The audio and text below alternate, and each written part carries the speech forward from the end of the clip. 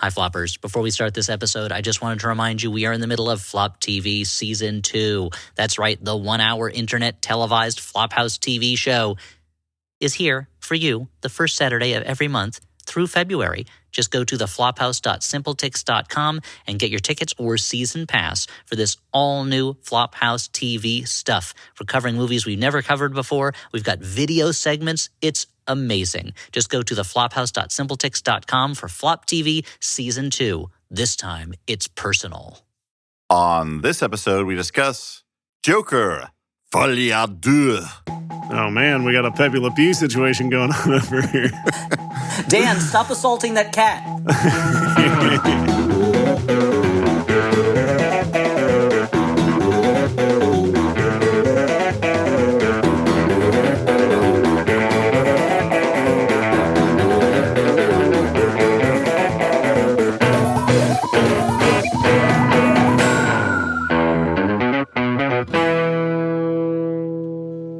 Hey everyone, and welcome to the Flophouse. I'm Dan McCoy. I'm that Stuart Wellington. Oh, that one. I'm Elliott Kalin, and I don't want to start things off on a negative note, but On this all positive guys, podcast. I've got your performance reviews on this all positive podcast. We're only say good things about things. I wanted to apologize if the recording audio quality on my side of things is not in its tippy top.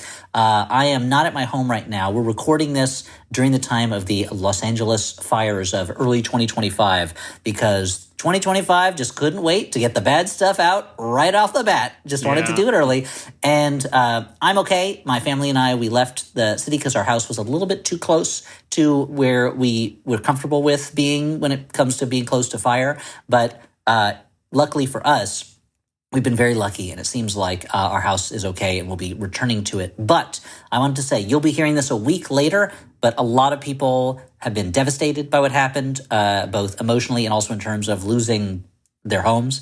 And so I wanted to encourage anyone listening to, even though this was a week ago, and hopefully by the time you're listening to this, those fires will be put out, please do, if you can, donate to any one of the number of excellent causes that are available to help people. There's so many of them that honestly I'm not sure which is the one that I want to point people to specifically. The one that comes up a lot is the California Fire Foundation, but there's a number of other good ones. If you Google, how can I help Los Angeles Fire, there'll be a lot of good options for you. But two personal ones that I wanted to draw attention to, if that's okay with Dan and Stuart. These are not organizations or people that paid for ad spots. And I know that Dan is really kind of like a stickler about this usually. Right. That he makes me pay when I promote my own stuff, is there's two GoFundMes that are especially close to me. One is for a family named the Dennisons. Their son is one of my younger son's best friends. Their house was unfortunately completely destroyed. They lost almost everything that they own.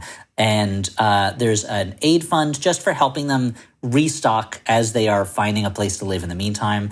If you go to GoFundMe and you search for Aid for Dennison Families Fire Loss, that's DENISON, Aid for Dennison Families Fire Loss.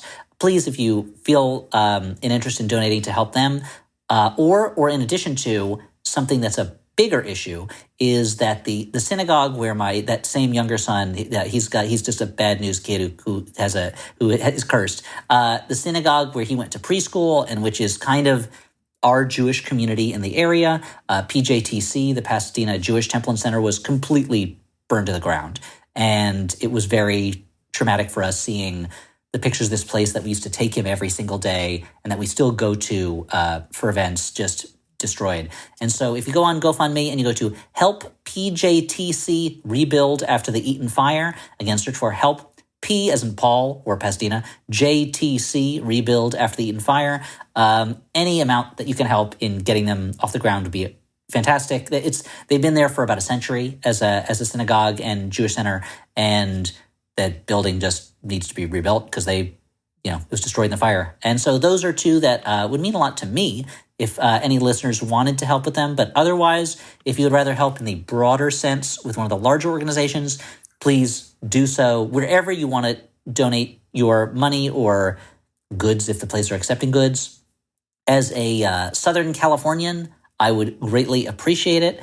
And as a friend of the Dennisons and as a kind of unofficial member. We never fully joined the synagogue, but we do buy tickets to the High Holy Days sometimes. As someone who spends a lot of time around PJTC and is very close to a lot of the people who are members there, those are two GoFundMes that I would really appreciate it if people donated to. So thank you very much. I'm completely safe, and so don't worry about me. And if you want to mail me like an envelope full of 20s, I'll donate it to this I'm worried stuff, about you every day, Elliott. Thanks. I'll just skim a little off the top, and then I'll donate the rest. Yeah. Well, we're very glad for that. Obviously, we're very glad for that. But also, as you say, this will come out later, a week later than when we're recording it. God willing, the news will still be the same then. But for all those who've been the news that LA will be on fire, no. We want the fire to be over. I don't want that to be The news I'm about to say, God willing, will still be the same. That as far as I know, all of the Max Fun workers and hosts in the area are safe and well, and we hope that continues certainly. But obviously, many people have been impacted terribly by this. So I'm glad that you started off with this plea.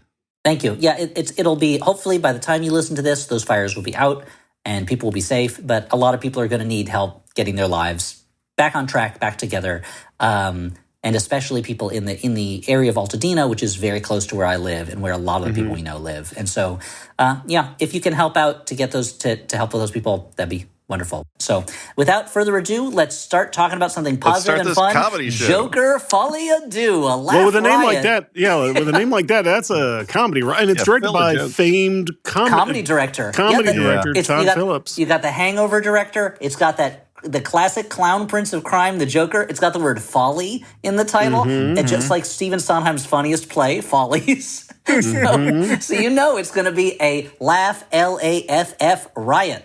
Right, guys? That it is. Now, have you guys seen the first Joker movie? From now on, we will refer to it as Joker 1. Didn't we cover Joker on the podcast, or did we not? No, we did not. We did not do it. Oh, we should have, because I did not like it. Yeah, I did see it. Yeah. I mean, I think I didn't like it, but I don't know if I would have had fun talking about why I didn't like it. And That's a fair point. We can talk about it here. Yeah. It was a case in which I did not like the movie. I did not hate it as much as the people who really hate it do, because I think that, like, at least I saw that there was skill in the making of it, even if I didn't particularly like what it was doing, and so much of it was stolen from other movies. I mean, it feels in some ways like the first AI movie where it was like, computer, put the Joker in Taxi Driver.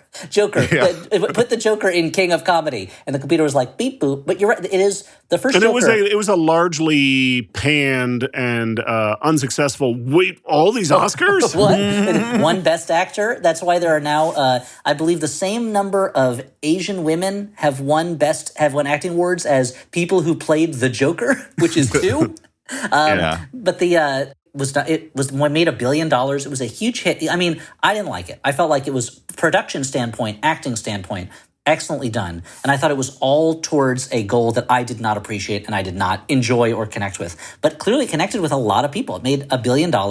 And I don't know, and that can't all just be because the music and the costumes and everything were fantastic. But Elliott, it connected with people in a way that Todd Phillips did not appreciate, and thus Joker 2 enters the picture. This is the curious thing. I wonder if, because everyone's like, Joker 2 is taking the piss out of the fans of Joker, and I wonder if that is the deliberate case, or if he is just so not aware of what people connected to in the first movie. I don't know. I mean, I know that he, I forget the punk guy that he started out with a documentary about, but I think Todd Phillips has this part of him that wants to be mean, that does not want people to connect with these things. But also, I think specifically, I do get the feeling that he has a bee in his bonnet about how the real Joker fans connected it in a way that he's like, no, you're not supposed to Hey, this. You know who also had that experience? Fucking Martin Scorsese when he made Taxi Driver, and he would see it in theaters, and people would applaud when Travis Bickle would shoot people. Like even in his reaction to the thing that happened and being upset about it, he is following in the footsteps of somebody else. But I guess with this one he decided he was like, I'm not doing a Martin Scorsese movie, except maybe it's New York, New York. Actually, you know what? He is stealing from Martin Scorsese a little bit. He's like, I'm going to do my Bob Fosse movie now. I'm going to take from all that jazz. I'm going to take from Chicago. And the whole time I was watching it, I was like, oh, this is like Pennies from Heaven, which is not Bob Fosse, but with the Joker in it, you know. But guys, Speaking of the Joker, let's fucking talk about this shit, dude. Let's talk about it. Stuart, you loved the first movie, right? You said it was your pick, right? I did not care for the first movie. It was not a Stu's pick. I felt like that's a coveted sticker, by the way. Whatever happened to that segment on the show? Stu's picks? Stu's picks, yeah. I felt like the message of the first movie was like, life sucks, doesn't it? Isn't life shitty? Aren't people shitty? Joker. And I was like, well, I don't need a movie to tell me this, you know? Anyway. Yeah, I mean, there's elements of that. So, Joker, Folie à Deux, which means madness of two or something? Yeah, it's something like that. It refers is it referring to the madness of making a sequel? Maybe. I like that. In the medical sense, it refers to like a shared delusion, like a delusion that like sort of reinforces like between two people. And I feel like Heavenly Creatures, let's say. They're going for like an amor. Man, what a fucking movie Heavenly Creatures is. Oh, what a great movie. And also like an amorphu, you know, like a crazy love. Because I assume they're trying to have like two hearts that beat as one, two of hearts, I need you. That's what I got from it. Yeah. Okay, so the movie opens with a Chuck Jones-esque cartoon. I say this is more Tex Avery or Bob Clampett-esque. I was waiting for Elliott to come in. That's why I gave you guys space. I don't know. We've been working together for a while, guys. Thank you. Glad you left it. Okay, so there's a little cartoon. You knew Chuck Jones was on my mind because I just rewatched Gremlins and he makes a cameo appearance in it. So the movie begins with a cartoon, and the cartoon is kind of a recap of the climax of the first Joker film, but it has a slight spin on it where Joker is bedeviled and tormented by a shadow version of himself, which seems to be committing crimes or whatnot, and then that shadow self basically frames Joker because Joker just has a song in his heart, and it frames Joker, and he gets beaten up by the police. He just wants to have a laugh, you know? I gotta say, this was a strong opening to me. Yes. When this started, I was like, oh, maybe this will be good. Like, the animation is beautiful. The way it's put together is really good. And it feels like, it's not just, I mean, they're still taking a style that someone else pioneered, but it was like, oh, this wasn't what I expected at all from the start of this. And it's speaking on a metaphorical level that I enjoyed. So, yeah, what did you guys think? Yeah, I mean, this was the high point of the movie for me. What do you think? I mean, right at the start. It sums up the movie, like the themes very well. I do think there's like a certain part of it where I'm like, I mean, look, I do feel people who have mental illnesses that cause them to be violent, which is a very small portion of mental illness. It's been pointed out very, very frequently that, you know, I don't know. Movies make it pretty clear that there's an army of maniacs that are out there all the time. And the fucking New York Post. Yes, movies well, that's tend like a movie in newspaper form. Blame mental illness when those with mental illnesses tend to be victims more often than perpetrators. But it's an odd thing where I do think it paints the themes well, but it's also sort of like, you should be really sad for this murdering guy. Well, that's part of the issue with the movie is like, hey, this guy who you saw kill all those people, he's the one who got hurt here. But also, I don't know that the cartoon and the movie are buying into the mental illness storyline. To me, it felt more like this was about there's this duality in his character that everyone has, but it's particularly bad in him. Well, that certainly he has the dark side of this perverse id, you know. Yeah, I do think he rejects that by the end himself in the movie. But that's the note it kicks off on. Yeah, we'll get there. So it then cuts to live action. Arthur Fleck, played by Joaquin Phoenix, looking very malnourished, beaten up. What seems like at least a year or so later after the events of the first film, is currently imprisoned in Arkham Asylum awaiting trial. There has been a TV movie about him, and we see him, we are introduced to him emptying out his piss bucket with all the other inmates. He is tormented by his guards, the lead guard, Jackie Sullivan, played by Brendan Gleeson. I checked. Hitting a similar note from Paddington 2. But he's on the other side of the bars this time. He was a prisoner, but I checked. All his fingers were there, which makes me think there was some trickery and lying on the set of Banshees of Inisherin. You know. Mm-hmm. Yeah. And yes, but movie magic. I'm glad that you answered the question that I had, which is that supposed to be a piss bucket? Because he seems to be dumping a lot of liquid out. Like a lot of liquid. He's been saving it up. He's been saving. Okay. I thought your question was going to be: is that the same character as in Paddington 2? Yeah. Okay, so he has to meet his lawyer, played by Catherine Keener. Her name is Marianne Stewart, who is pushing him. She is very protective of him, and she seems to have his best interests at heart, and she is pushing for a plea of insanity. With like an edge on like a disassociated behavior or like multiple personalities. Yes, she's trying to sell the idea that he has multiple personalities and that Arthur Fleck cannot be found guilty for the crimes of the Joker because he's a sick individual rather than a criminal, heinous, perpetrator of horrible, violent crimes. Yeah. Catherine Keener can't be unhappy when she shows up in a Always movie. Good. Always can't complain good. About, this movie has a great cast. There's like Steve Coogan shows up in one scene, and I was like, didn't expect that. And great, yeah. And I think they're all doing, I would say, good work with like what they are told to do. Like maybe what they are told to do, I don't agree with. Yeah. But they're executing it very well. Much like the film Megalopolis, there are a number of performers who are doing what they need to do in this film, even though they are running a great race, even though the race is headed towards a cliff. Basically, So Arthur gets set up for music therapy. I'm going to jump around a little bit because that's fine. This is actually this movie clocking in at 2 hours and 20 some minutes. I would say is padded. Yes. I was saying to you guys over text, I think there's a great 20-minute short buried in this 2 hour and roughly 20-minute movie. Yeah. I mean, the point has been made before, but this movie, to sum it up, is essentially a court case litigating the first movie. Yes. Yeah. And which is an interesting choice. But you don't even get to the court case until over an hour into the film. It's true. A lot of the movie is, this is how depressing it is to be in jail. And it's like, yeah, it sucks. I get it. Like, that's what Shawshank Redemption is about. We saw that. Like, you don't have to show us all of that. There's a version of this movie that shows Joker emptying out his piss. Elliott's saying, like, who cares? The American prison industrial complex has been fixed already. No, I think from a storytelling point of view, there's a version of this movie that opens with him pouring out a piss bucket, him getting beaten up by the guards, and then suddenly he's at his trial.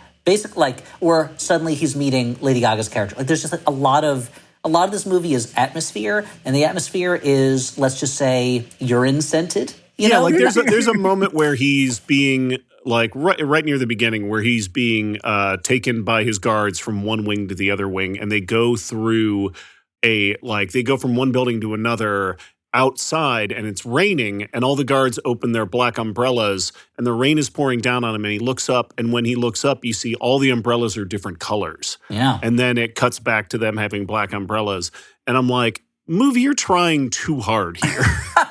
This movie has a lot of style. It has a lot of ideas for how to present a story that does not have a lot of ideas in it. I think that it's got at heart, again, just like the first movie, the production is great. But what the production is doing is not up to the level of what everyone else's talents are, So Arthur gets set up for music therapy in a lower security wing. And that's where he meets Lee Quinzel, played by Stephanie Germanotta. You might know her by her stage name, Dan. Lady Gaga. Yes, indeed. So she immediately takes a liking to Arthur. Turns out that she is familiar with his case. She has watched the TV movie many times. And according to her, she comes from a similar family background as him. This is true love immediately. And this is a very different take on Harley Quinn than we've seen. The exact opposite of the traditional take on Harley Quinn. One that fits in this movie, but not elsewhere. Yeah, well, I was going to say, because usually, spoiler alert for the rest of this movie, usually, Joker is sort of the manipulative character in the relationship, the abusive one. Like in this film, sort of she is shown to be kind of the poisonous one. Finally. Leading him down. Well, no, I mean, like that's it's an interesting thing because it's like, well, I mean, at least this movie's not buying into their like genuine like mad love bullshit where like you see like that sucks. Relationship goals. Like people are like, no, this is a terrible relationship. But do people really say relationship goals for Joker and Harley? There's some twisted types online. But so the late Cormac McCarthy, yeah, exactly. He fucking would love Joker. He would love it. But they replace that. They do that by making like Joker the victim kind of in the situation. There's no kind of. Joker is like I feel like between both movies, he is the victim here. Yes. They present him as relatively like despite a guy who murders people, I feel like the movie bends over backwards to make him as sympathetic as possible at all times. Yeah, I mean, yes, he's the victim of life, but even more so, yeah, within the relationship dynamics. Yeah. She seems to be the one to see him, but she sees the legend of the Joker. But really, he's a sap, and she sees the figure. Instead of doing the problematic, the Joker seducing a woman into a life of crime and a kind of violent relationship, they have gone to the much more progressive. Women are liars who will lead you down the garden path in a bad way. Which is, finally we're making some moves. Finally women can be blamed for problems in Joker movies. It just was very funny because it was like, oh, so you're going for literally the oldest story, which is a woman leading a man wrong. It's but as I was just like, saying, yo, dog, eat this fucking apple, and he's like, what? He's like, I mean, this is the movie. I wouldn't have surprised me if there's a scene in a movie where she hands a scene in this movie where Harley hands him an apple and he takes a bite and then the movie just stops and get it flashes on the screen a bunch of times. But I will say this. Wait, I just want to say, as the person who's currently writing the Harley Quinn series for DC Comics in comic stores now, I thought I was going to be more irritated by their handling of Harley Quinn, but this movie is so outside the world of the other DC universe characters that it only bothered me in terms of, they're just presenting her as as a manipulative bitch, as opposed to they've done something to this character. She's so not the character. So it's fine. Yeah, and within the questionable strictures of the character they've given her, I think Lady Gaga is doing a great job at being this kind of hidden sociopath. Has all these conflicted facets of her personality. Is drawn to this, but is ultimately a sickness for this relationship. It's compelling. She's doing a good job with a kind of a weird version of this character. Yeah. And so finally finding somebody who seems to understand him. This leads us to our first musical number from Arthur, where while watching the TV, he kind of bursts into song in front of the other inmates. Like a lot of the songs, I would say, you guys can correct me, but they seem to be standards. Yes, right? There's no original songs in the movie, as far as I can tell. They're all kind of like standards and Great American Songbook or 70s and 60s. Or later. I mean, there's Stevie Wonder in there. And, yeah. But they're all well-known songs. It's not an original musical. And I would say Joaquin Phoenix has a, let's say, non-traditional singing voice. Lady Gaga, obviously, very talented. But I would say I don't think any of their versions add anything to the songs they're singing. Well, the weird thing with Lady Gaga is you've hired someone who has an amazing voice, but she is playing a character who's not a singer. And so I read a little bit her talking about she had to sing in a different way and breathe in a different way than she normally does because this character does not have that training. And so even her singing is not great a lot of the time. There are times later on when it's more fantasy, when she sings really well, but you get a lot of a great singer and a great actor kind of doing hushed, not great versions of songs, Yeah. This is something that I think could work really well in small doses in a movie, but this movie is also kind of slathered with the characters. It's whenever they don't quite know what to do with the characters, they start going hush little baby, don't say a word. They'll just start whisper songs to each other, I would say that none of the musical, I could be wrong, but none of the musical numbers add anything except for runtime. I don't know about that because I do like a bunch of them, and I love whenever Joaquin Phoenix is in a fantasy musical number and is playing the Joker, playing to the audience, doing a lot of that stuff of like mugging and doing kind of hand motions. I love all that. He does a fantastic job with that.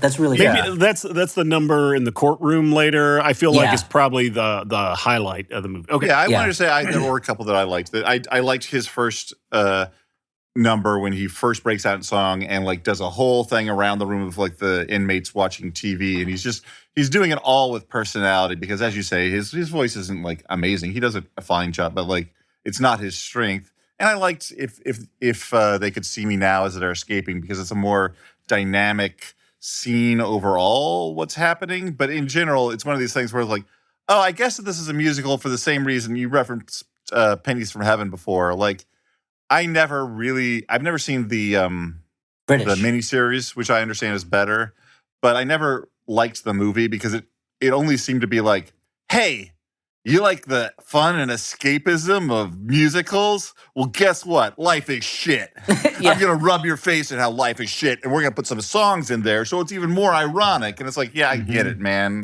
It's not, you're not blowing my mind with this, but yeah.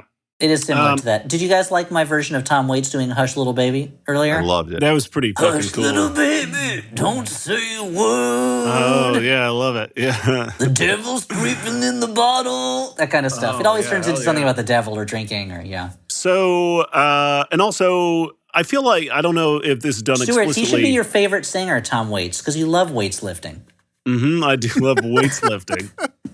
You're always lifting weights. And he's like, put me down, Stuart. And if you're going to ask me what my favorite drum was, I'd say it's the toms. I don't know. They don't make this explicit, but I feel like the start of these musical numbers coincides with him stopping to take, like, secretly not taking his medication, which he makes reference that's possible. to later on. To be honest, I think I missed the connection there, but I bet you're right. Yeah. Guys, I watched this movie twice. Stuart, So that's I'm going to give you a hug for that one. Yeah. I don't want to stop the forward momentum too much, but that brings Why up not, a Dan? question. The movie keeps stopping the forward momentum. It just brings up a question for me about how this handles the music too, that I wonder how you felt about, where it is all of the musical numbers are either dreams that he has or fantasies that he has. It never like truly seems to bleed into reality, except for maybe the voicemail he leaves her on the phone.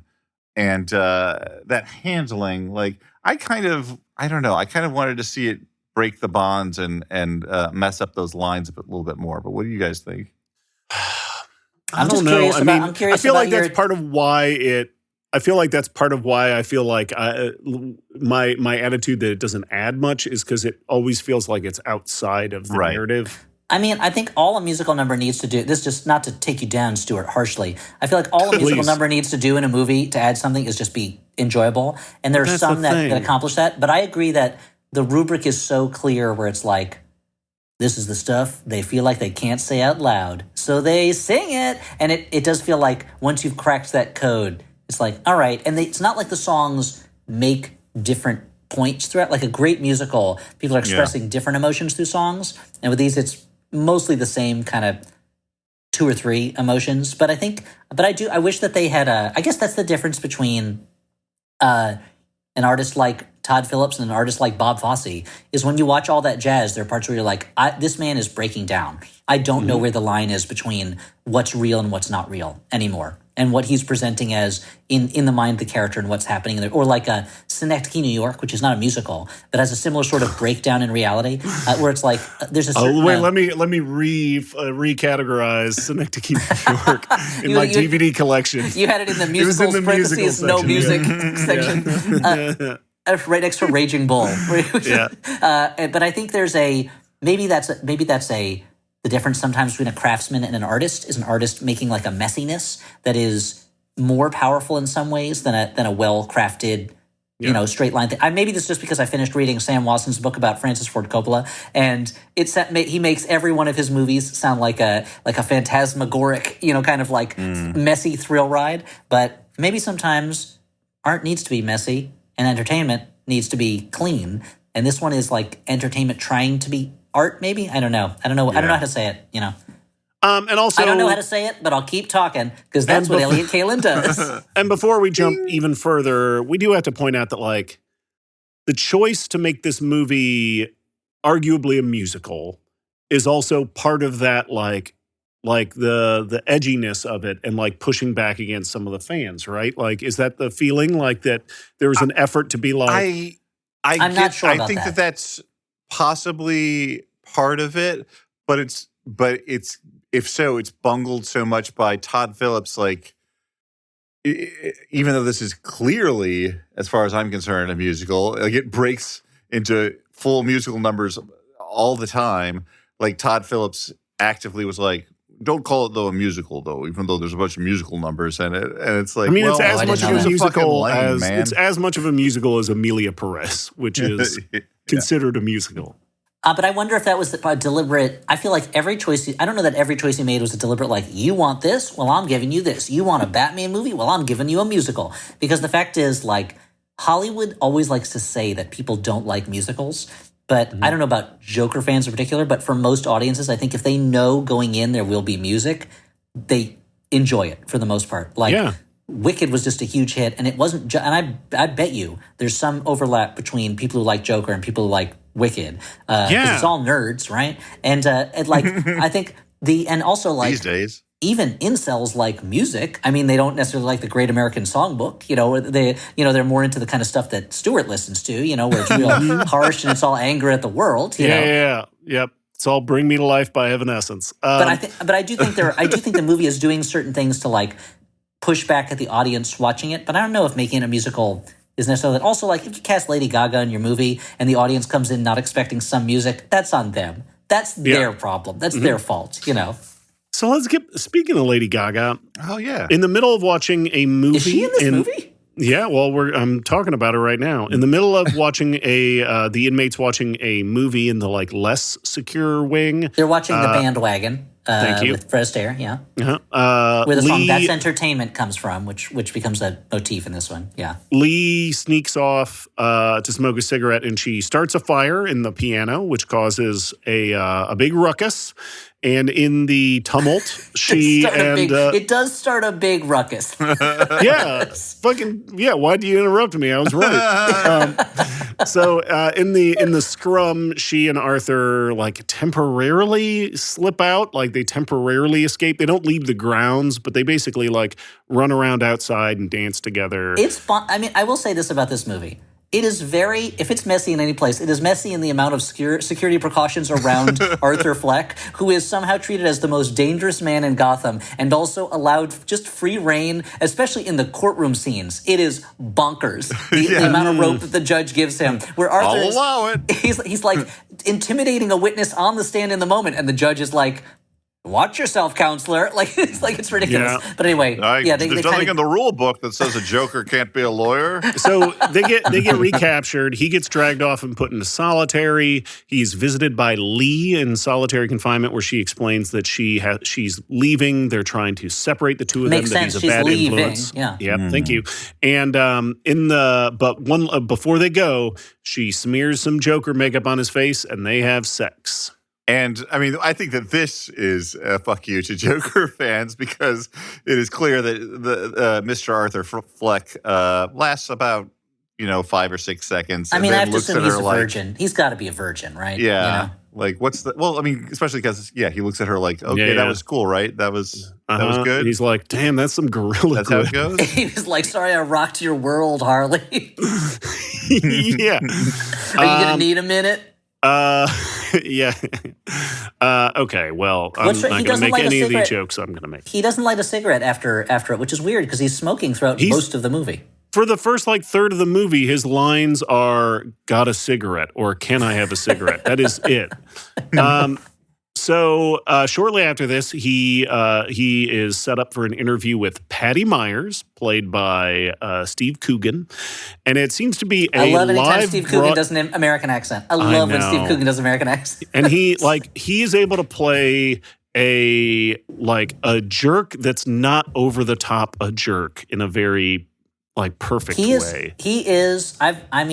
I've heard mixed things about him as a human being in terms of just being a jerk. But when it comes to his performance, he's my favorite asshole in television and movies. He is the best at playing an oblivious asshole, a jealous asshole, a competitive asshole. I think he's so funny. And he's so good at playing an asshole reporter. But even then, it's like the movie is like, isn't this guy a jerk? Look at the way he's treating our beloved Joker. And it's like, well, one of them is a murderer, and the other's just an interviewer. Hold on a sec. And so this interview seems to be broadcast live, which is kind of wild.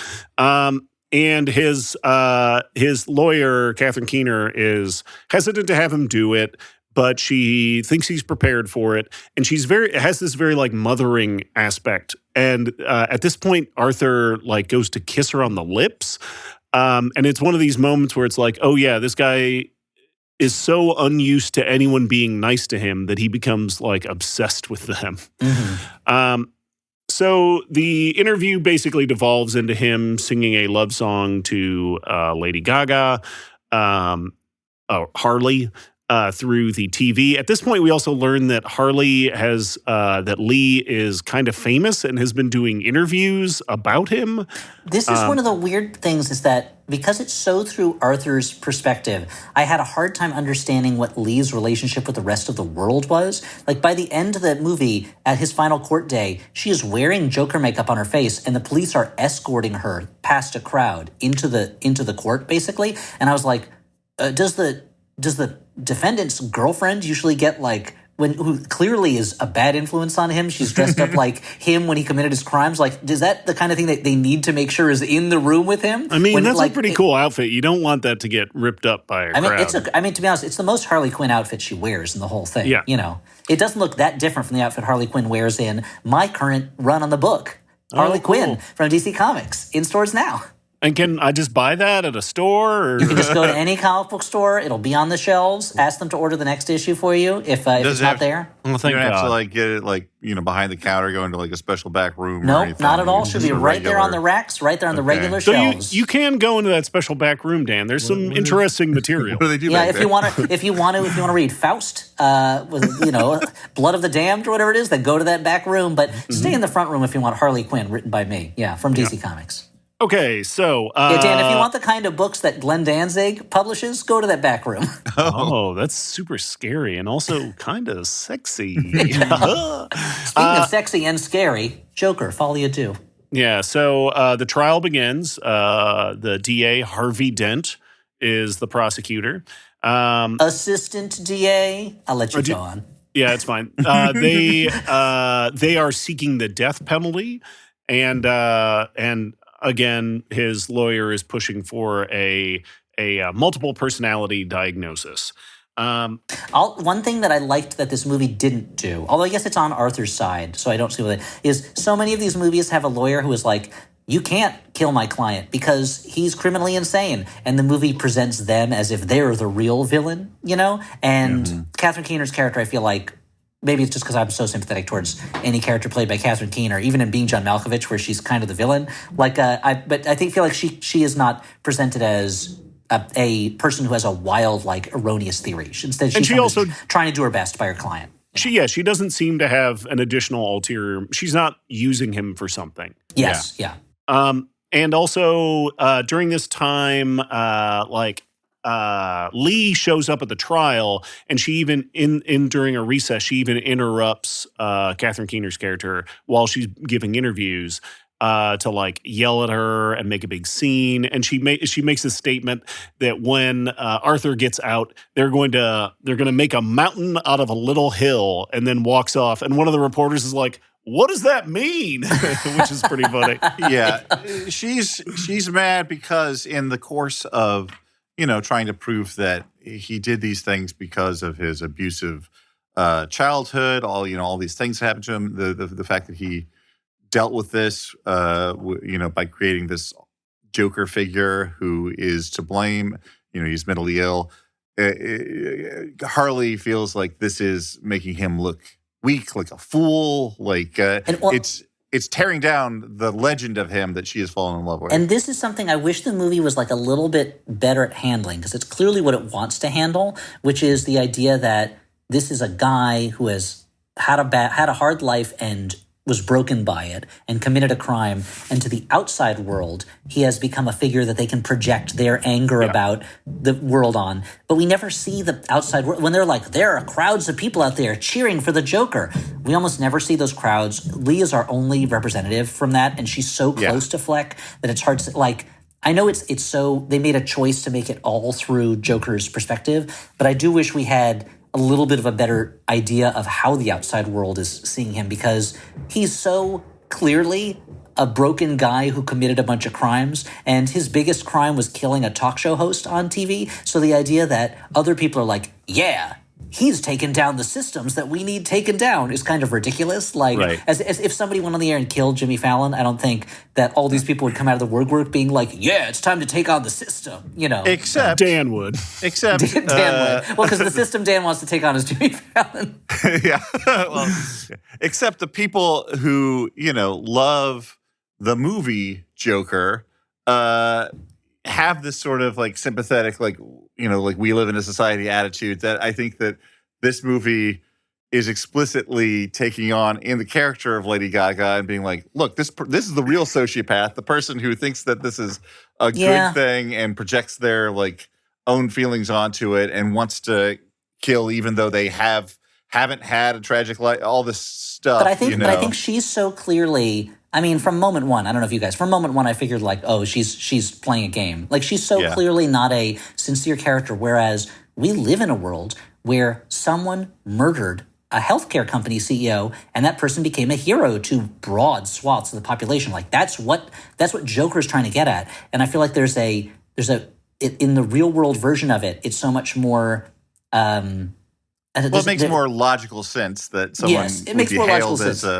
For taking that kind of hit. And so maybe the movie hits me differently than would have otherwise if a very similar circumstance hadn't happened in a clearer way. I don't know.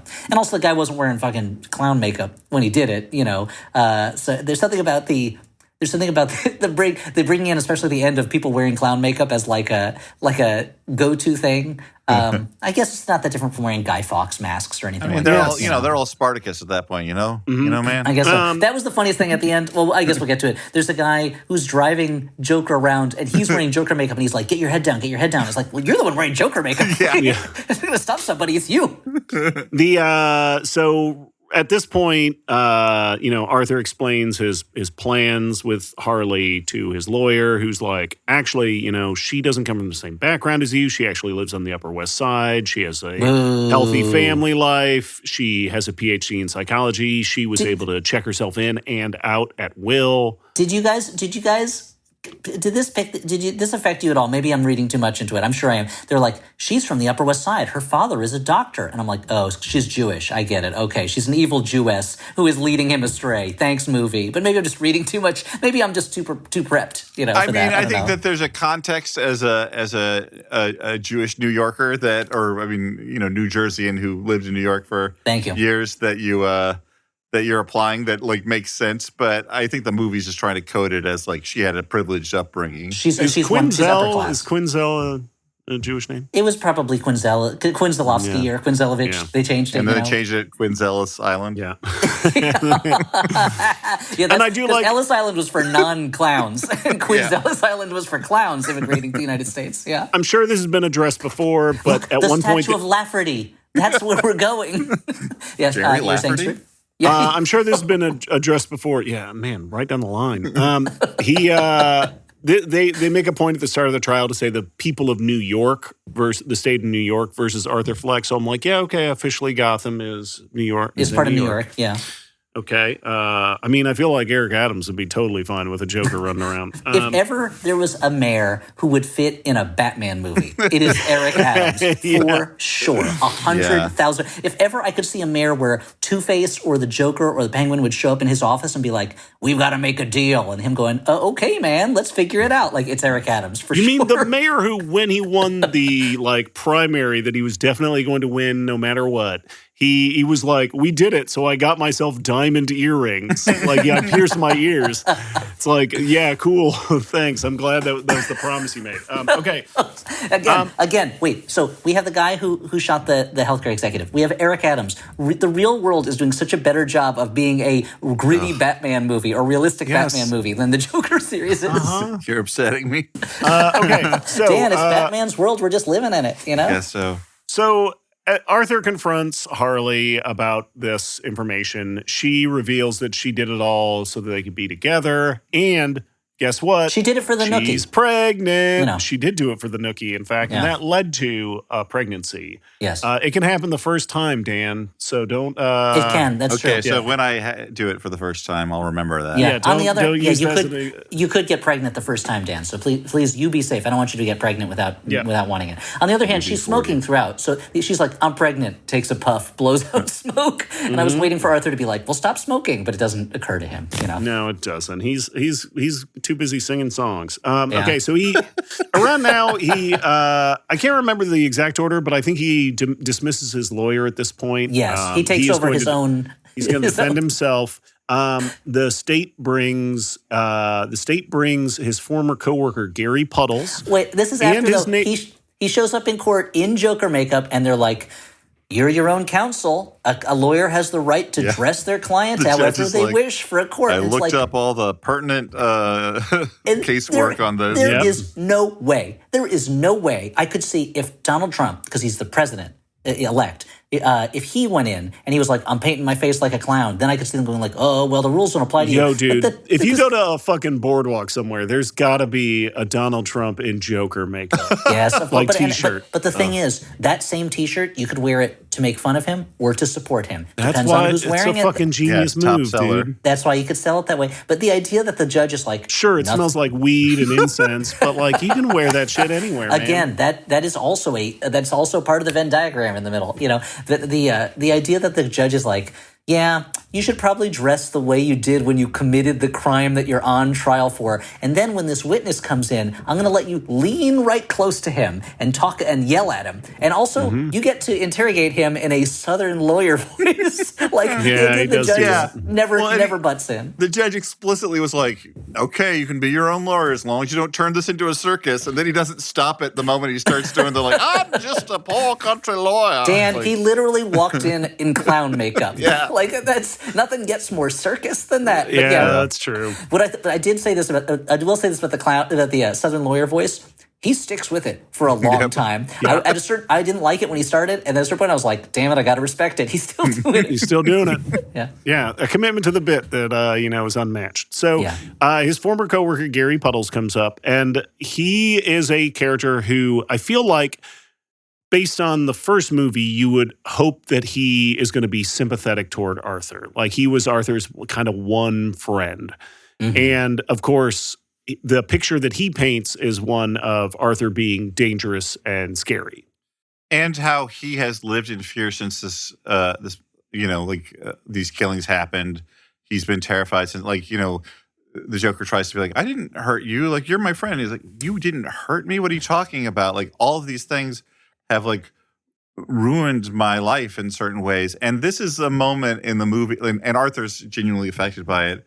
And I was thinking about why does this moment in the movie, this is a scene that works for me. I was going to say the same thing. I think this is effective. This is the best non-musical scene in the movie to me. The only thing I don't like in it is the shot of the phone book that Puddles is sitting on to reach the witness stand. I was like, unnecessary. But you're right. When he says, I'm afraid. I'm scared all the time. And Joker drops his voice and goes, you're my friend. Like, I wasn't going to hurt you. I'd never hurt you. And then when the guy's like, you're the only one who didn't make fun of me. Like, basically, why did you do this? I think it's the only real emotion moment in the whole movie, basically. That's what I was going to say. I think that this movie wants to be a movie about, you have empathy for the wrong things, right? You are you love this legend of the Joker. You should not feel that way about it. You should feel sad for this, mentally ill man. You should be sad for the damage that has been caused. You should feel empathy. But this is the only scene in the movie that I think actually has any empathy, whereas the rest of the movie is very mean to all of its characters. Yeah. It reminds me of something Todd Solondz once said, where someone asked him, like, do you like any of your characters? And he's like, I love all my characters. That's why I have to make these movies about them. And it's like, really? Because all your movies are just putting people through hell. So I don't know if you're communicating the love that you feel for these characters. And if this movie is kind of a little bit like that, where it thinks that it is making Flex sympathetic, I guess, by like shitting on him and beating him up constantly. But this is the one moment where he connects with another human being in a genuine way. I agree. I thought this was. I was like, oh, if this was the movie, this would be a great movie. You know. And they also bring his former neighbor Sophie, played by Zazie Beetz, to the stand, and she had a relationship with Arthur's mother. And a lot of her testimony is basically saying all the horrible things Arthur's mother used to say. And it's very much and it's painting Arthur as a potentially dangerous, certainly pathetic figure. And no amount of like clown makeup can make him get the strength back that he was hoping to have going in full Joker outfit. Mm-hmm. When it comes time to call his own witnesses, he says he has none, which I feel like, don't you have to let the judge know in advance who your witnesses are? You are supposed to give them, I think, a list of witnesses ahead of time. Because also there's the whole discovery period where both sides have to share whatever evidence they have. I mean, there are surprise witnesses, I guess. So maybe there's almost all my courtroom knowledge is based on My Cousin Vinny. Which is supposedly the accurate one. And your cousin Vinny is a great lawyer. I mean, he got Harvey Firestein off the first couple times, and Harvey Firestein? Yeah. What would I say? Harvey Weinstein. I said Harvey. Thank you, Vinny. I said terrible Harvey Firestein. I said Harvey Weinstein because I was trying to say Harvey Weinstein. I didn't want to say his name, so I guess it turned into Firestein, and then I chose the wrong direction. So right. So forget it. I won't make any more jokes. Nothing like hearing Harvey Firestein get off. Okay. Go on. You want to explain some more? My cousin Vinny's a great movie. Let's just go with that. Yeah. So I won't make any. I was going to keep pretending Stuart has a cousin Vinny who's a lawyer, but let's not worry about it. Arthur then, before wrapping up for the day and before deliberations and whatnot, he ends up mocking the guards at Arkham Asylum, which means that when he goes back, led by Brendan Gleeson, they beat him up real bad and assault him and strip him naked. And is there an implied sexual assault? I think that is implied. Yes. I don't know. I wasn't sure. And then they kill the other guy, right? They kill his friend. Yeah. This causes him to Arthur, when he goes in to give his final statement, he renounces the Joker. He takes full responsibility. Now he sits on a stool and holds a microphone like he's performing a show, but he's just giving a speech. Do you think he had to ask ahead of time, can I have a stool and a microphone? Because nobody else uses a microphone unless they're in the witness box. I'm sure he had to. He set that up in advance, yeah. He said to the judge, can I have a stool and a microphone? And the judge was like, there's no rule that says you can't. Just don't put on a show. The jury comes back after deliberations. It was super short. They find him guilty on all counts. There is as soon as the sentencing happens, there is an explosion from a car bomb outside. We get classic movie tinnitus sounds. Yeah. And some Arthur manages to drag himself outside. He's wandering the streets. He bumps into a guy in Joker makeup who then rushes him to a car. He is being escorted. He's being driven away by these Joker-fied fellows who, as you mentioned before, is like, stay down so nobody sees you. Stay down so nobody sees you. Meanwhile, two guys with Joker faces are fleeing or driving away from the scene of the car bombing. The cops are like, I only see 2 clowns in that car. There are probably only 2 clowns in a car.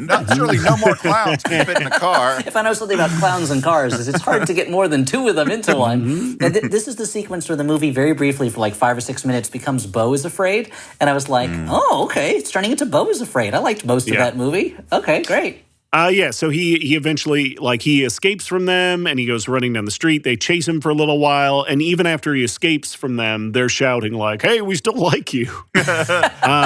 He ends up at the stairs near his apartment where he runs into Harley, who is The in famous full, stairs. The famous stairs. Famous With stairs, yep. maybe the greatest moment in cinema history when he high kicks down the stairs to the da-na-na-na-na-na-na, hey, da-na-na-na-na-na song from the first movie. Wasn't that, when you saw that moment, wasn't it like, oh, finally film has reached the reason it was invented? I mean, it wasn't like Flash entering the Speed Force, but Oh, it you're was right. pretty good. You're right. Flash entering the Speed Force. That's the only time I ever stood up and cheered in the theater. You reminded me how unexpected, like, even now I can't really wrap my head around the fact that was the song they chose. Yeah. I told you, I think, did I ever mention this on Rock the... and Roll #1, is that what it's called? What's it called? I don't remember which number. It's not Mambo number 5, because that has a little bit of Jennifer in my eaves. Is she the eaves of the house? Yeah. Ear? So I saw, before I'd seen the movie, I kept seeing on Twitter this one tweet that was like, the greatest moment in film, the apotheosis of the Joker, and just showed that guy showed him walking down the steps. And finally I clicked on it to hear the sound, and it was the da-na-na-na-na-na-na, hey song. And I thought it was a joke video that somebody had made that in order to make fun of that moment. And then I watched the movie and I was like, that's the real song they used. Yeah. Like, this I guess is it's Rock and ridiculous. Roll Part 2. You've been Part 2. Jokerfied. That's right, Rock and Roll Part 2, the sequel, Judgment Day. So he finds Harley. He is so excited to find her, but she rejects him. She wants the Joker. She does not want Arthur, and she abandons him. And he is then picked up by the police. He's recaptured. He's taken back to Arkham Asylum, where So all the fans who were like, saw him being taken away in the car and were like, this is it. This is when he becomes the Joker. That fantasy is shot down instantly by the police taking him in again. Yeah. Yeah, and Arthur, both Arthur and the fans' fantasy is destroyed. And they're also like, oh man, we made it through 2+ hours of this movie. Time for the real movie to start. Now it's gonna be good. Time for Batman to show up. So they, while walking alone down a hallway, he's confronted by another inmate who tells him a joke and then stabs him to death. It's not much of a joke. No, I mean, I'm not. I just said it was a joke. I didn't qualify it. Okay, fair point. I didn't say it was like a super hilarious He says, joke. Arthur, do you want to hear a joke? And Arthur says, yeah. I mean, like, Arthur, this is one of these cases where, he seems to, he goes out in a moment where he tries to be like a nice human. Like, he seems like he's like, oh, someone's connecting with me. I'm going to connect with them as a normal person. Like, yeah, I'll sit here through your increasingly unfunny and insulting joke. Yeah. And then he gets stabbed for it. Yeah, he gets shanked and he collapses on the ground. And in his dying moments, he thinks about Harley. He smiles a little bit. And in the background, we see that inmate carving his own face up. And that's the end of the movie. And did you think this was in any way supposed to be a tip like, okay, fans, you want it to be a Batman movie? Here's how the Heath Ledger Joker got his smile. Or is it just totally unrelated? I think it is a tip of the hat. It is done in a way that you can interpret how you feel. But I think the fact that he's carving it into his face, the smile on his face, is referencing that. And it's like, surprise, you just watched 2 movies about a Joker, not the Joker. There was no article. We didn't make any guarantees. We never called the movie The Joker. You can't sue us. So it's kind of tough. How's Arthur Fleck and Joker going to get out of this one for part 3? I don't think. Stuart. It would be so funny if they hired somebody. Now they hire who's just like an action filmmaker. I'm trying to think of one that's around now. That they hire one just to do a Joker 3 where he does get out of it, and Joaquin Phoenix is like ha ha ha ha ha, like, and running a crime gang and things like that. Yeah, they got all the stunt choreographers from the John Wick movies to do it. And but it is a lot of movie to never have him really be the Joker, and he's just a Joker. He's just a guy, man. Okay, so that's the whole movie. We talked about the whole movie. Joker. We did it. There is no Folie credits. There's no credit scene. I'll tell you right now, Stuart. Thank God. Having watched it twice, I shut it off before any potential credit scenes. Our reward is getting to pass judgment on this film in our final judgments, whether this is a good, bad movie, a bad movie, or a movie kind of like, I will say it's not a movie I kind of liked. It was a movie I sort of respected in a weird way. Like, I'm like, well, I see what you're doing, movie. And I got to say, I guess you're successful at it. I just don't necessarily care to see the thing that you're trying to do. Like, and, part of the point is the movie's trying to alienate me. So I guess good work. But that doesn't Joke's mean I have on to, you, Dan. The movie did exactly what it wanted you what to do, which is make you not have a good time. So I guess I'm going to say bad, but I also I'm surprised that I didn't absolutely hate this after being sort of prepped to by the world. What do you think, Stuart? Yeah, I mean, I would say this falls into the bad category for me. It is professionally made. A lot of talented people worked on it. It's well acted, but it is like a big mess, and it's in a way it's like so self-referential. I find it to be more interesting than the first Joker, which felt Joker 1, which felt very direct, very specific, like such a simple, straightforward kind of piece of trash. And this one is like kind of reflecting on it, but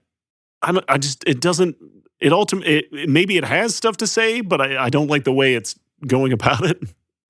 Yeah. Guys, this may shock and terrify you, but I'm going to say the first half of this movie, except for that cartoon opening, I would call a bad movie. But once it gets further into the trial, I guess, at times it becomes a movie I kind of like. It doesn't sustain that. I don't like the ending, but I do.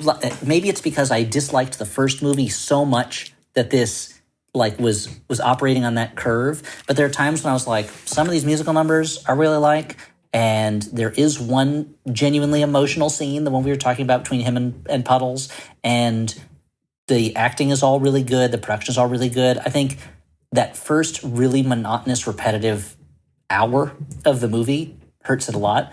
But I think after that, it started to become a movie I kind of like, and I stand by my statement that there is a good 20-minute movie kind of buried in this, or maybe even a good hour and a half movie or hour and 15-minute movie buried inside of it.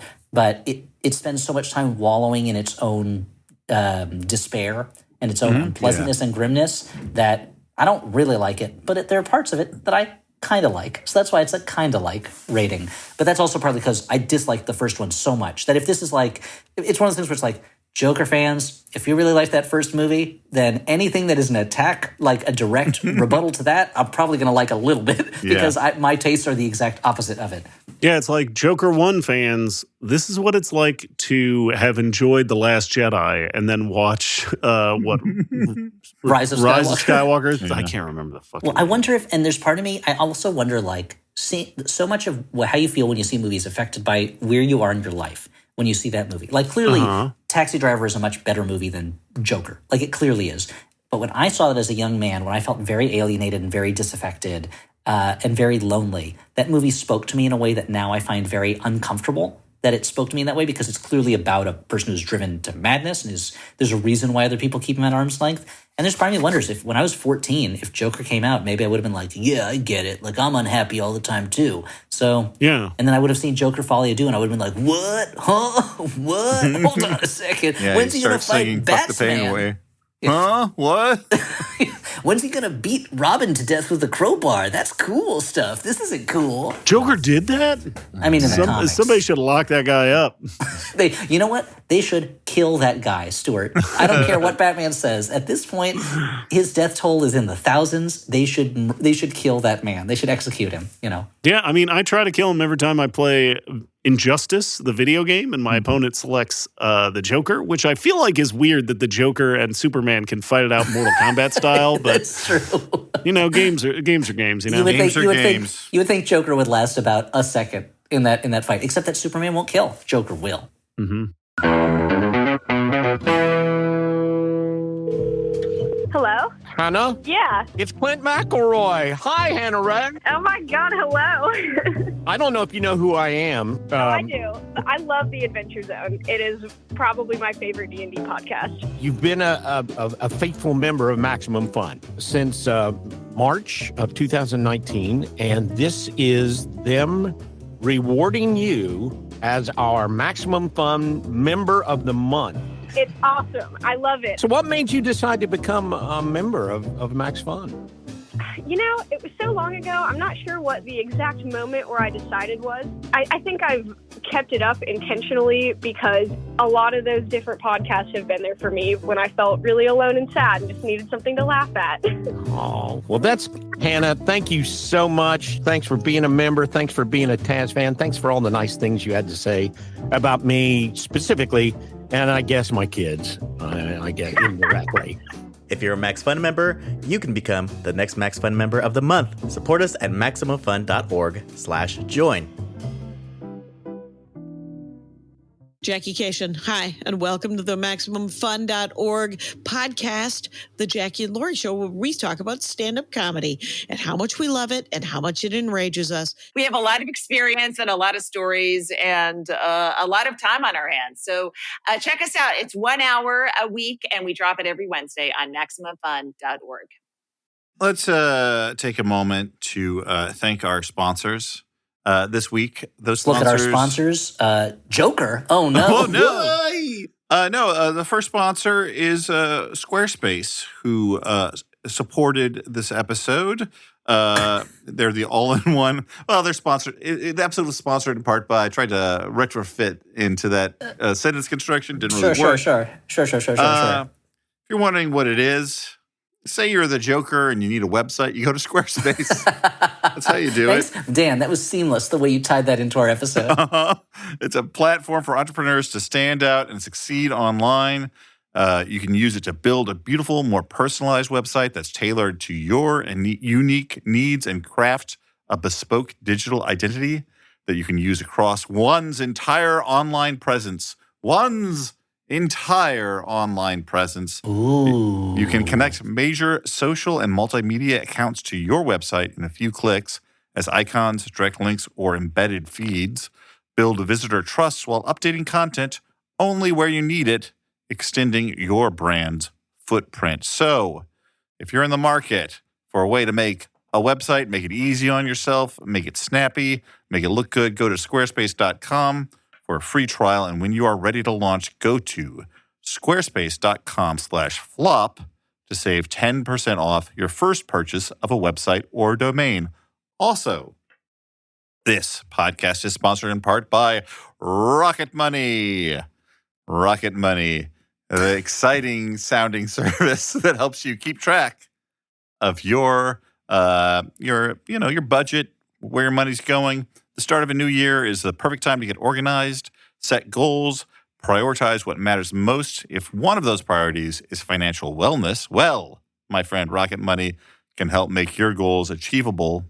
It's a personal finance app that helps find and cancel your unwanted subscriptions, monitors your spending, and helps lower your bills so you can grow your savings. You can easily create a personalized budget with custom categories to help keep your spending on track. See your monthly spending trends in each category to see where your money is going. If you're like me, and I don't recommend it, but if you are, you probably are subscribed to a bunch of stuff you don't even know you're subscribed to. Mm-hmm. Every once in a while, you got to go in, you got to purge. You don't even know whether you're getting it all. Rocket Money can help you with that sort of thing. It has over 5 million users and has saved a total of $500 million in canceled subscriptions, saving members up to $740 a year when using all of the app's premium features. So, cancel your unwanted subscriptions and reach your financial goals faster with Rocket Money. Go to rocketmoney.com/flop today. That's rocketmoney.com/flop. rocketmoney.com/flop. We've also got some Jumbotrons, and here's one of them. Hey, floppers, y'all are nerds and stuff, right? Some of you probably run a WordPress site or develop on WordPress, and some of you probably know about gravity forms. This is for you. Gravity Kit adds essential functionality to Gravity Forms. Build powerful apps with no code in minutes using Gravity Forms with Gravity Kit. Generate dashboards, charts, exports, and more using Gravity Kit add-ons. We have a 30-day guarantee and fully functional demo sites. So are you a WordPresser? Check out Gravity Kit. So visit gravitykit.com/flop. That's gravitykit.com/flop to save 50% off on Gravity Forms add-ons. We've got a personal Jumbotron as well. This is a message for Denise, and the message comes from Brendan, and it says, "A very happy birthday." I don't know if it's a typo or an in-joke, so I'll just spell it out. BERBTHDAY. A very happy birthday. You are a social justice trailblazer, an incomparable dog parent, and the love of my life. Here's to a new year of silliness, spontaneity, and good bad movies. And of course, lethal dirgs. Sonic beggy hands and jumps abound from Rufio, Cassidy, and me, your burb. Love, Brendan. So I think burb earlier was on purpose. I think that was a typo, yeah. That was a very sweet message from a burb. Very cute. I should mention, before we leave the promos section of this podcast, did I mention that I'm writing Harley Quinn for DC Comics and in comic stores now? No, tell me about it. Anyway, it's really wun. I'm writing a whole run on Harley Quinn, the DC Comics series, and it's in comic stores now. Cool. If you'd like me, please buy it. Is it like the movie we just watched? It's actually nothing like the movie we just. It's a much more traditional take on Harley Quinn. Let's say that, in that it is fun and funny, and she's a wild character with her own rules that she plays by. But I should also mention, we are coming to the end of Flop TV Season 2. Everybody, it has been a great time. We have one more episode left, which is February 1st, the first Saturday in February. We saved the one, I don't know if I'll say the best, but certainly the one that meant the most to me as a kid for last, Ninja Turtles 2, The Secret of the Ooze. That's right, the debut of the hit song Ninja Rap, that movie itself. Dan, I think you said you've never seen it, right? I've never seen it. I don't know how. I've seen the first, I've seen the third, I've not seen Secret of the Ooze. Well, strap on those samurai swords, buddy, because you're in for a wild ride. You are. That's the Flop TV season finale on February 1st at 6 p.m. Eastern. 9 p.m. Eastern, 6 p.m. Pacific. Go to theflophouse.simpletix.com for tickets. If you haven't already bought any tickets to these shows, they're super fun. They've been going great. We had a great time talking about Ski School 2 on the last one. And if you haven't watched any of them, you can still see the recorded videos from all the shows. If you get a season pass, which is 6 shows for the price of 5, you get access to all the videos of the previous episodes, and those will stay up through the end of February, right? So even if you don't, even if you aren't able to catch us on February 1st, you can still catch those episodes, and it'll be really fun. It's all sequels this season. We did RoboCop 2, Breakin' 2, Caddyshack 2, Highlander 2, Ski School 2, and now Ninja Turtles 2. It's been really fun, guys, and there's only one episode left. Yeah. And if enough people like it, maybe we'll do a third season someday. I want to say I'm doing the presentation for this one, and I know I say a lot of the time, I'm excited about this, It's just because I realize, the fun thing about the presentation for me, sure, look, I love making everyone out there in Flopland laugh, but mostly when I'm writing them, I'm thinking about whether I'm going to make Elliott and Stuart laugh. And that's a recipe for a good time writing these things. I got very silly, and I'm looking forward to doing it. That's good. That was certainly my thinking when I did my video for the last episode, where I taught everybody some common skiing terms that they should know the meanings of. Really informative, yeah. Yeah, so that's Flop TV Season 2, one more episode left, February 1st. Go to theflophouse.simpletix.com. Thank you. Let us answer a couple of letters from listeners. Dan, lettuce can't answer questions from listeners. It's a vegetable. All right. Oh, in that case, cabbage. Some letters from listeners. What? Arugula. This letter is from Finn, last name withheld, who writes, "Hey, Floppers. I was recently talking with my mum." That's a subtle hit that this person is from the UK, I believe. Oh, My mum, Liz. Not a mummy. Could be too. Yeah. And her best friend of 50 years, Laura. They were telling me about Is that also a British thing, that best friends of 50 years are named Laura? Yeah, that's Well, the next thing is certainly a British thing, taking a trip to Italy. They were telling me about the trip they took to Italy. I'm thinking of the movie Trip to Italy, starring famous asshole Steve Coogan. Aforementioned Joker 2's, Yeah. Steve Coogan. Anyway, this Joker 2's, yeah.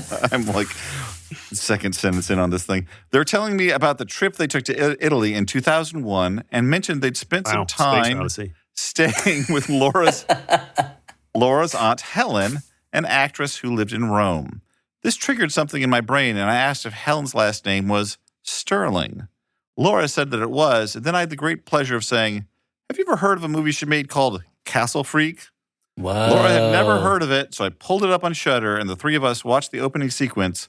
When the camera first cuts to the face of the Duchess d'Orsino, Laura said, that's her, that's Auntie Helen.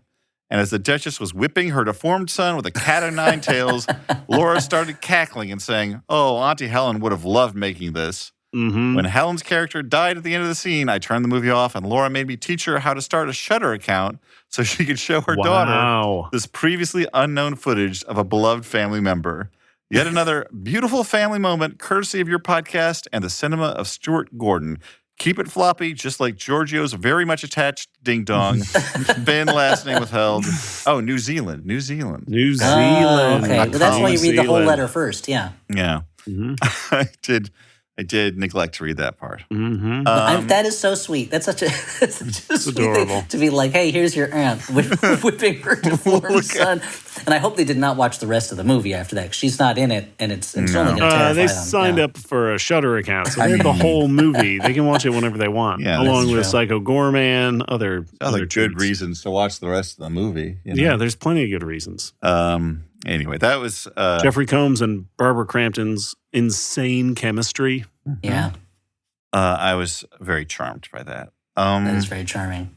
And we have a second letter here. It is from James, last name withheld, who writes, Dear Peaches, recently I found myself enjoying walks, having an afternoon cup of tea, getting excited about birds in my yard, and listening to Steely Dan.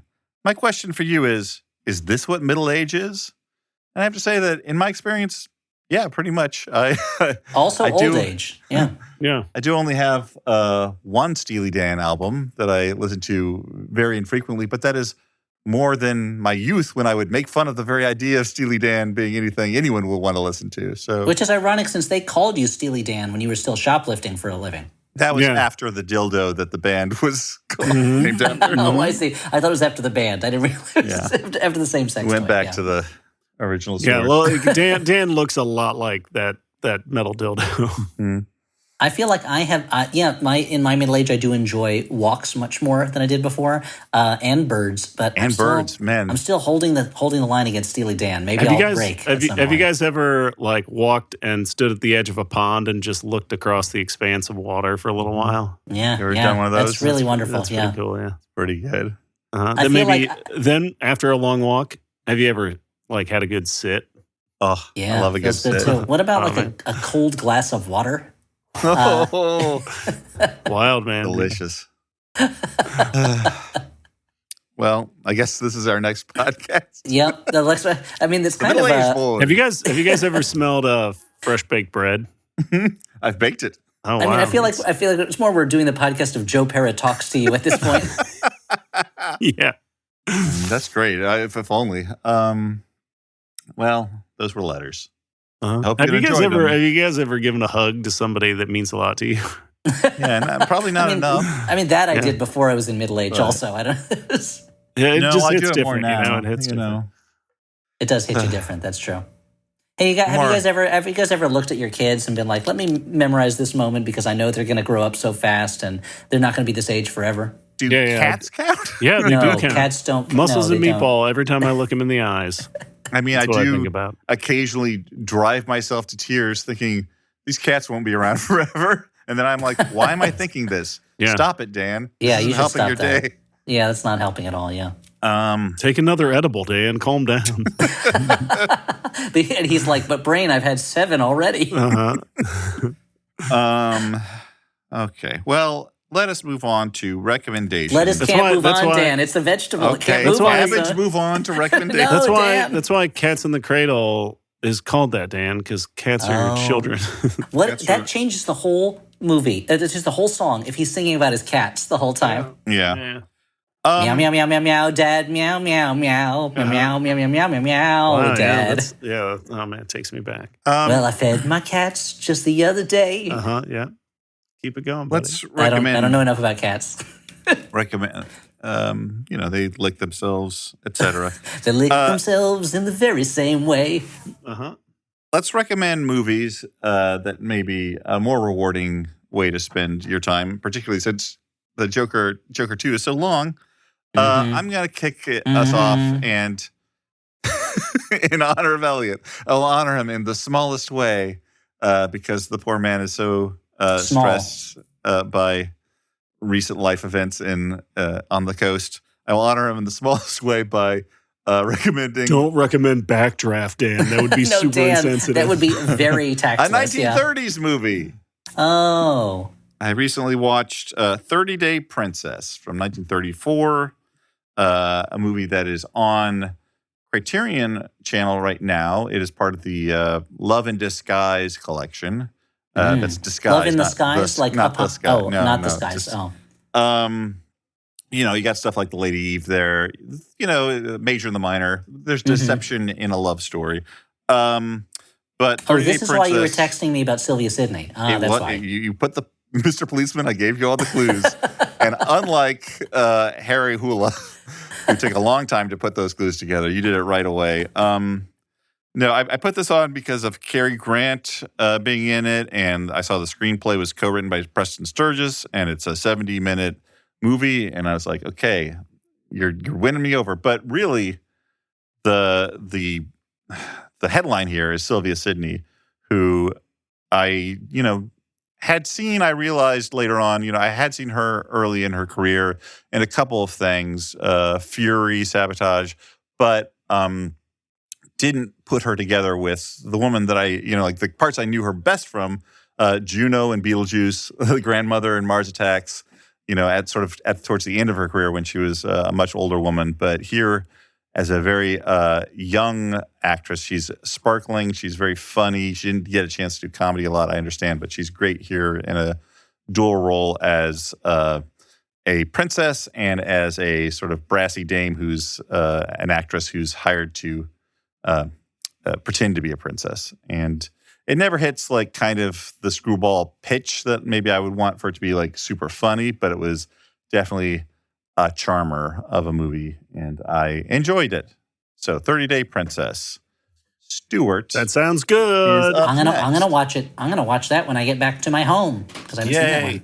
I'm going to recommend a movie that just came out on Christmas Day. It's pretty scary. It's called Baby Girl. Just kidding. It's not scary at all. It's supernatural and just doing what your body wants. It is supernatural. Yeah, it is supernatural. Super space natural or super compound word natural? Baby Girl stars Nicole Kidman.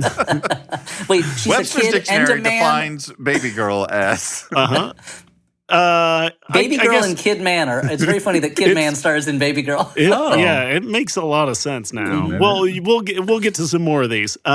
So Nicole Kidman plays a high-powered executive who's got a family and a long 19-year marriage, and she starts up an affair with a young intern at her job, played by Harris Dickinson.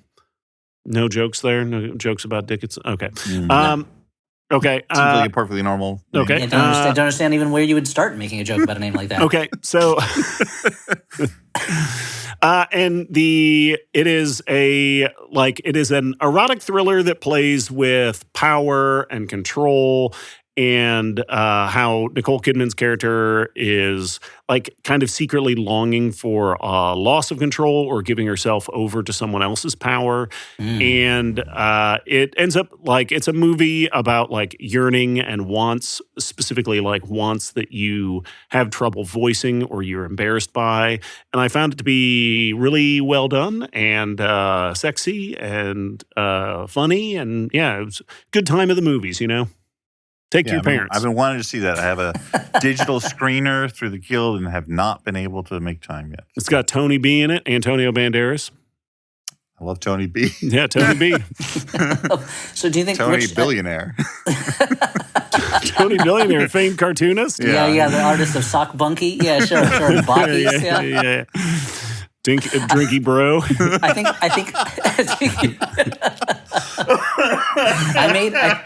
I may have made a mistake in introducing my younger son to Tony Millionaire's work. He did these books called why am I forgetting the names of them now?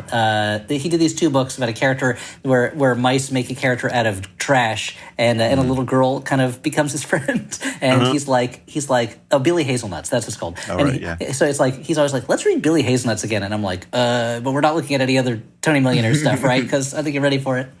I have a movie I'd also like to recommend, and then we'll put this episode to bed, shall we? Yeah. I recently watched a movie I liked a lot. It was a Japanese movie from 1959. It's called Good Morning.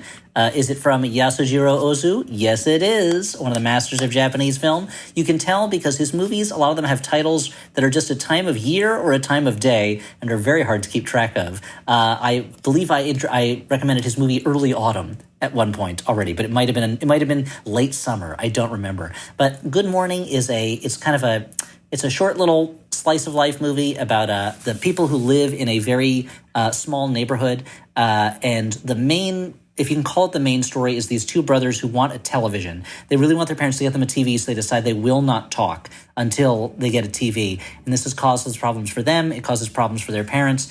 But there's a couple other kind of small subplots that are running throughout the neighborhood at the same time. And ultimately, it's kind of a movie about how important the little things that people say to each other, good morning, how are you, the things that to a kid seem pointless or boring, how important those things are in just keeping people close together and connecting people. And I thought it was a really beautiful movie, but at the same time, there's a bunch of fart jokes in it. The kids have a trick that they like to pull with their friend where they tap each other on the forehead and then fart afterwards. So I was like, this movie, this is a really sweet little movie, but it's also got fart jokes in it. So how can you go wrong? Perfect.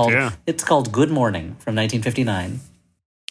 Well, guys, it was good to see y'all. I am glad, Elliott, you were able to join us. We weren't sure if it was going to happen, and I'm glad that this is actually, as you said, a respite for you from things rather than another horrible thing to deal with. I'm glad you are all well over there. Thank you. And me too. I feel that way too. Thank you, Stuart. Thank you. Yeah. From Dan, it sounded insincere, but from you, it had real heart. Hold on. Mm-hmm. And I would like to thank our network, Maximum Fun. Please check out the other shows on the network. I'm sure you'll like at least a couple. They're all good shows. I don't know people's taste. I don't want to overpromise. I'd like to underpromise and overdeliver. Fair point. Yeah. And thank you to Alex Smith, our intrepid producer. He goes by the name Howell Doughty on various socials. You can listen to his music. You can watch his Twitch streams. He does a lot of great work under his own auspices. Yeah, best in the biz, that guy. We went out for a little holiday meal down in Naptown, Indianapolis, where we were at a bar and some women offered us free Justin Timberlake tickets. And I got to say, we considered it. Yeah. I mean, so that's a show of how great Alex is? Yeah. That's the sort of magic. They didn't offer them to me. They offered them to Alex. Unless maybe they were too intimidated to offer them to me. Yeah, maybe. It does happen. Could be. Anyway, thank you as always for listening. For the Flophouse, I've been Dan McCoy. I've been Stuart Wellington. And I've been Elliott Kalin saying, if your wallet happens to be as full as your heart, please do reach out and help the people affected by the fires in Los Angeles. Thank you for listening, and thank you for being there for us. Bye. Bye.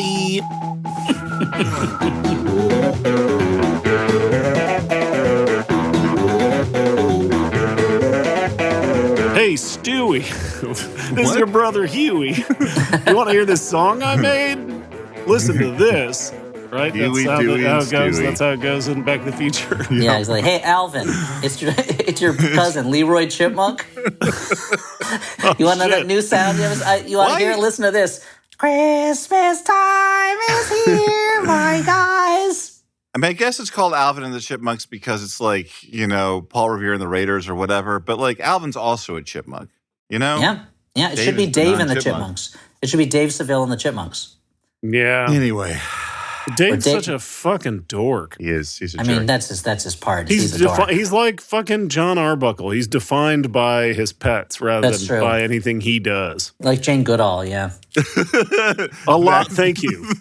Somebody had to take her down. You take Alex, the leave chimps this away. shit in. Take the chimps Leave this away. in, What do you got? Alex. What do you got? That imposter. Okay. No one else is brave enough to say it. I'll just say it. Without David Graybeard, Jane Goodall's got nothing. Yeah. What's she gonna do? Find the cure for cancer and lose it? I don't think so. No, it's been done before. Maximum Fun. A worker-owned network of artist-owned shows. supported directly by you.